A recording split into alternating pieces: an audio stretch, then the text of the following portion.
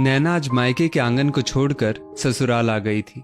बहुत ही प्यार और सम्मान के साथ आरती उतारकर सास लक्ष्मी जी ने उसका स्वागत किया। पीछे पीछे जेठानी भी नजर उतार रही थी अपने देवर देवरानी की। शादी के बाद का सुहाना सफर शुरू होते ही नैना समझ गई कि वो एक बहुत ही अच्छे परिवार का हिस्सा बन गई है। मम्मी जी और पापा जी अपनी बहुओं में बेटी ढूंढते हैं। उम्र में बहुत बड़ी होने के कारण मम्मी जी काम में ज्यादा मदद नहीं कर पाती हैं, परंतु अपनी तरफ से पूरी कोशिश करती हैं कि बहुओं को कोई परेशानी ना हो, फिर चाहे वो उनके आराम की बात हो, घूमने की बात हो या फिर पहनने ओढ़ने की। नैना की शादी के बाद पहली दीपावली आने वाली थी। नैना और उसकी जेठानी आज बैठकर यही बातें कर रही थी कि दिवाली में 20 दिन बाकी बचे हैं, तो दिवाली की सफाई शुरू कर देते हैं, फिर सजावट का काम भी होगा और पकवान भी बनेंगे। तभी जेठानी जी के मायके से फोन आता है कि उनकी मम्मी का एक्सीडेंट हो गया है और उन्हें हाथ में फ्रैक्चर आया है। ये सुनते ही मम्मी जी जेठानी जी को कहती हैं, तुम जल्दी से जल्दी अपना बैग पैक करो बहू और मायके चली जाओ। पर मम्मी जी, दिवाली सिर पर है, नैना अकेले कैसे कर पाएगी? तुम उसकी चिंता मत करो बहू, मैं हूं ना, हम सब संभाल लेंगे। वो सब कुछ बाद में देखेंगे कि क्या करना है, कैसे करना है। मम्मी जी ने जेठानी जी को समझा बुझाकर उनके मायके भेज दिया। जेठानी जी तो चली गई, पर अब वाकई में नैना को टेंशन हो रही थी।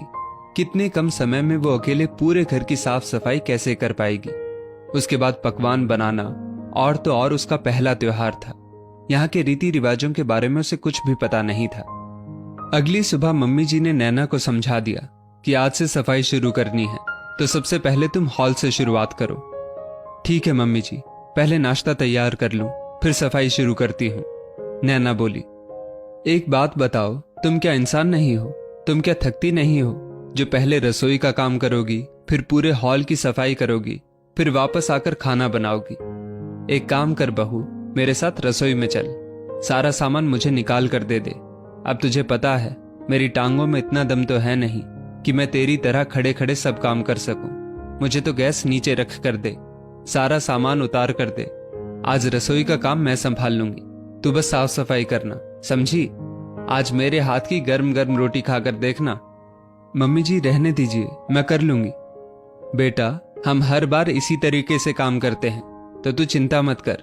और हाँ, एक दिन काम करेंगे और एक दिन आराम करेंगे, और कोशिश यही रहेगी कि दिवाली से 4 दिन पहले तक हमारा सारा काम हो जाए, ताकि 4 दिन थोड़ा आराम करेंगे तो चेहरे में चमक आ जाएगी, समझी? और हाँ, तू वो पार्लर भी तो जाएगी ना? थैंक यू मम्मी जी, आप हमारे बारे में कितना सोचती हैं। क्यों ना सोचूं भाई, दिवाली पर लक्ष्मी की पूजा होती है, और अगर मेरी लक्ष्मी खुश नहीं होगी, मुरझाई हुई होगी, तो फिर देवी लक्ष्मी कैसे मुझ पर खुश होंगी? और बेटा, ये त्योहार है, इसमें सब खुश रहें तभी अच्छा लगता है। सबका मन खुश होना बहुत जरूरी है, समझी? त्योहार तो तुम बहू का भी आता है ना, तुम्हें भी तो खुश होने का हक है। आखिर त्योहार तो तुम्हारा भी है ना बहू। दोस्तों, इस स्टोरी को लेकर आपकी क्या राय है, नीचे कमेंट करके जरूर बताइएगा।